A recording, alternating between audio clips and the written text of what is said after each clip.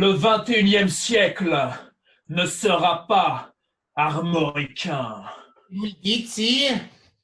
Retiens bien ceci, piteux, et sache que ces temps de fadeur et de solitude sont en voie d'abolition, puisque, d'ici peu, je donnerai à mon peuple et à moi-même la suzeraine que nous méritons. Vous parlez de la fille du roi Motus? Je ne fais pas qu'en parler, piteux. Je vais la chercher de ce pas. Faut-il faire sceller votre cheval, sire? Et tu sais bien que je monte à cru. Selon une tradition maintenue par les frères, possesseurs du territoire de Prétentaine depuis des temps immémoriaux. Voulez-vous que je vous accompagne, sire, dans ce périple périlleux? Non merci, mon fidèle piteux. Un frère n'est jamais mieux servi que par lui-même. Ah, attendez, attendez. Excusez-moi, mais c'est pas le texte là. Vous devez répondre. Oh, mon vaillant piteux, et comment je te veux à mes côtés? Oui, ça va, je sais lire. Eh ben alors, Mais alors, mais alors, je préfère être seul pour aller chercher la princesse. Je trouve ça plus cohérent. c'est cohérent. Je trouve plus cohérent, c'est d'être seul sur scène, ouais. Allô? Allô, vous m'entendez? Ah, bonjour tout le monde. Oh, pardon, j'interromps, je suis désolée. Oh, pardon. Faites comme si j'étais pas là, allez-y. Vous en êtes où que je me prépare?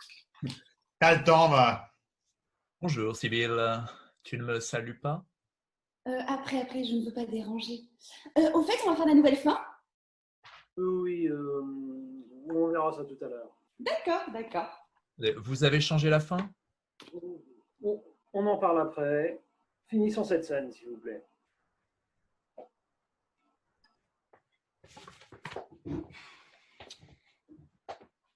En route, sire. Si tu veux. Et comment ça, si je veux? Mais enfin, c'est écrit comme ça, non? Absolument. Rien ne me résiste. Telle est ma devise. Avec vous jusqu'au bout, et plus loin encore. Piteux qui s'en dédie. Fin du premier tableau. Bravo. Sibylle, vous aimez, vous, piteux qui s'en dédie? Oui, pourquoi pas? Ça fait pas trop calembour? Tout dépend comment c'est dit. Faut pas l'appuyer. Tu veux me montrer? Oh non, non. Refaites-le, Jacques.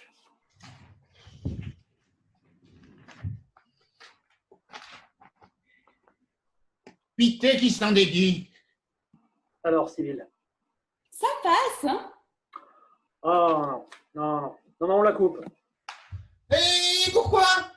Parce que je ne fais pas les choses pour qu'elles passent, moi, mais pour qu'elles restent. Ben voilà de la phrase. Ça, c'est digne d'un tyran. C'est ce genre de choses que j'aimerais pouvoir dire. J'aimerais bien qu'on voit mes scènes aujourd'hui, si c'est possible. Ok.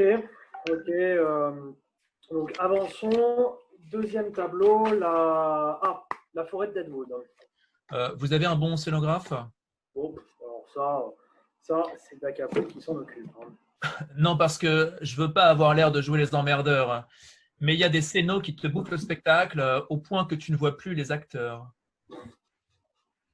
Du moment qu'on entend le texte. Bon, je plaisante. C'est promis. Je pense à vous pour les arbres. Donc, c'est la nuit. Le tyran Magnus et son fidèle piteux chevauchent. Question. Pour les chevaux, on fait comment? Ah, moi, je ne me laisserai pas enlever n'importe comment, hein. C'est sur un cheval ou rien. Et je l'avais bien précisé à mon agent au moment de la signature, hein. Oh, c'est pas bon. Oh, les vrais animaux sur scène, ça te pique systématiquement la vedette. Ah, systématiquement. Pas quand on est une bête de scène, en tout cas.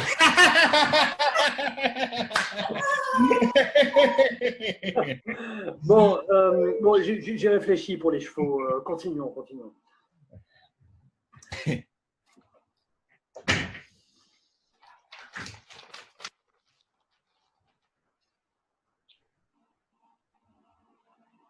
Sire, vous ne voulez pas prendre un peu de repos?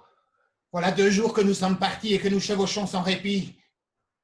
Répit est un mot ignoré des frères. Mais les bêtes ont besoin de souffler, sire. Bien. Arrêtons-nous un instant. Voilà. Tu peux dormir tranquille, mon vaillant piteux. Où allez-vous? Inspecter les environs. Nous approchons du royaume d'Armor. Méfiez-vous, sire. Le danger ne frappe que celui qui les redoute.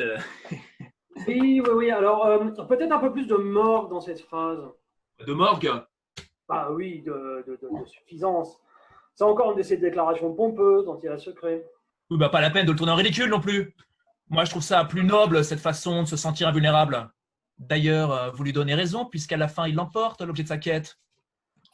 L'objet. La princesse, toi. Alors, je ne suis pas un objet, et puis en plus, la fin. Oui, alors la fin. Justement, je l'ai un peu modifiée. Bon, ça, c'est votre affaire, pourvu que ça se termine sur mon monologue. Vous avez écrit ce que je vous ai demandé. Oui, enfin, je m'en suis inspiré, disons. Et qu'est-ce que tu lui as demandé? Non. Elle ne m'a rien demandé. J'ai jugé, et Sibylle m'a conforté dans ce choix, j'ai jugé que la princesse ne pouvait pas tomber amoureuse de Frare. Quoi? Oui, vous parliez de cohérence. Et ben voilà, je ne trouve pas ça cohérent. Magnus Frare est l'emblème du Fa, de l'être sûr de lui au point de penser que le monde entier va se plier à ses désirs. Si la princesse lui cède, on fera une... Une imbécile! Et dramatiquement parlant, c'est beaucoup plus fort qu'elle se refuse. Je suis complètement d'accord. Alors là, je tombe des nues. Et je joue quoi, moi? Le type qui se casse le cul pendant 3 actes à vaincre le magma débile d'épreuves que vous lui avez gentiment concocté pour trouver porte close en arrivant chez elle qui devait faire son bonheur? Non, mais je suis désolé, hein. Mais là, c'est au-dessus de mes forces. Puisque c'est comme ça, je vous rends mon rôle. Et demain, vous irez leur demander si vous police toujours. Tu ne vas pas faire ça. Je n'aurais jamais fait ça si vous n'aviez pas trafiqué la fin derrière mon dos. Mais enfin, c'est absurde. Tu dis toi-même qu'elle est totalement attendue, cette fin. Et puis en plus, je ne vois pas pourquoi tu aurais forcément le beau rôle et pourquoi je devrais m'incliner devant toi. Mais je suis le tyran, il me semble. Oui, Et le propre d'un tyran, c'est d'avoir raison de tout, non? en principe, oui. Et le propre d'une pièce est de renverser les principes, non? Ah, bravo. Un tyran complètement déstabilisé par celle qu'il aime et qui refuse de se soumettre à son pouvoir, moi je trouve ça génial! C'est ton orgueil qui parle, Sibylle. Ton orgueil de femme qui ne supporte pas de céder à l'amour d'un homme. Ah, ça te va bien de parler de l'amour. Et l'orgueil? Tu ne seras jamais capable d'aimer. Mais j'ai beaucoup mieux à faire, figure-toi. On a besoin d'aimer quand on ne se suffit pas à soi-même. Tu vois, l'autre, c'est la solution de facilité. C'est le rembourrage qui vient combler le vide qui mine les êtres creux. Vous n'aimez personne. Mais à quoi bon? Mademoiselle Cré. Mais j'aime tout et j'aime tout le monde. Mais focaliser son amour sur un individu en particulier, je trouve ça réducteur, voilà. Ouais, enfin, c'est pourtant le béaba de la civilisation. Hein. Un homme, une femme, les enfants, et ainsi de suite. Hein. Vous fatiguez pas, hein, c'est les femmes d'aujourd'hui ça. Et les Amazones.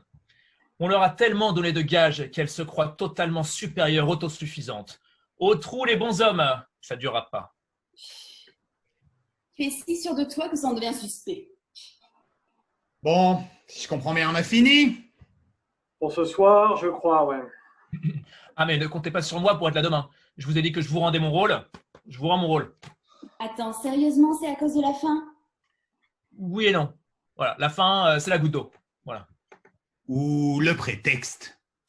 Qu'est-ce que tu veux dire par là? Écoute, Rex, depuis qu'on a commencé à répéter, j'ai bien observé ton petit jeu. Toujours écraser tes partenaires, toujours déstabiliser l'auteur, toujours tout contester, jusqu'à ce que ça craque. Mais on a tous assez bien résisté. Et pourquoi j'aurais voulu vous faire craquer? Parce que tu t'es aperçu, trop tard, que tu t'étais engagé dans un projet qui n'est pas à ta hauteur. Depuis le temps que je te connais, j'ai bien vu que tu cherchais par tous les moyens à te libérer. C'est immonde!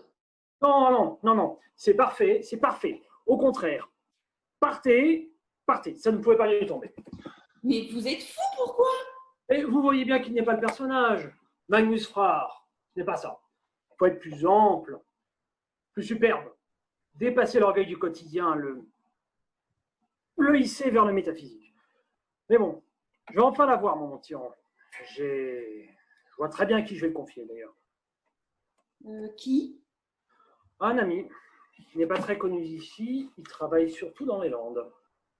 Et vous ne croyez quand même pas que Da Capo va continuer à mettre des billes dans votre truc, le T-Rex? Je m'en fous complètement de Da Capo. Je vais le monter tout seul, moi, mon truc. Avec Sibyl et Jacques. Mais pour l'amour de l'art. Vous voulez le monter seul? Bien sûr. Mais avec quel argent? Bon, l'argent. On trouvera. On a déjà une pièce. Oui, mais enfin, une pièce, même bonne, qui n'est pas servie par un grand nom, de nos jours, enfin, ça peut pas marcher. Servi par un grand nom. On n'est pas personne non plus, hein. Tu sais bien qu'on viendra pas sur nos noms. Sur vos noms. Mais il y a une pièce derrière vos noms. Et puis, il y a le mien aussi. Oui. Bon. Ok, alors moi j'ai compris. Je me barre. Non, monsieur de Rochefort, non. Mais j'attends avec impatience le soir où vous pleurerez de dépit devant vos écrans en me voyant brandir mon Molière.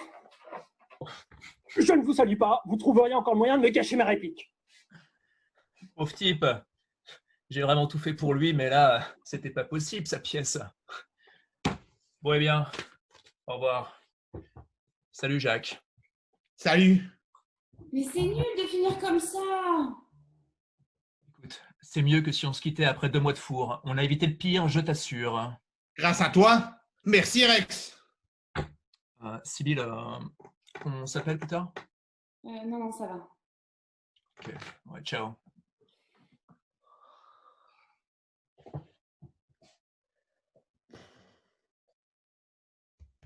Et je tourne les essais pour le film de Kirk la semaine prochaine. Si tu veux, je peux te brancher dessus, je connais bien le réalisateur. C'est gentil.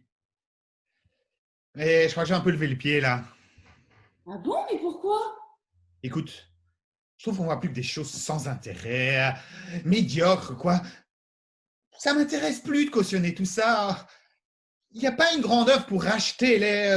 Mais c'est pour ça qu'il y a de plus en plus de grands acteurs. C'est justement à nous de faire oublier l'indigence du texte par la qualité de notre interprétation. C'est une façon de voir.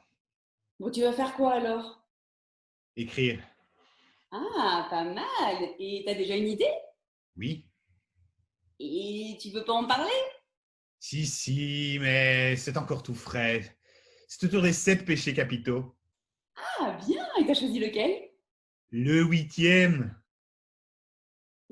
C'est quoi le 8e? le théâtre. Mais n'importe quoi. Mais pourquoi ce serait un péché le théâtre?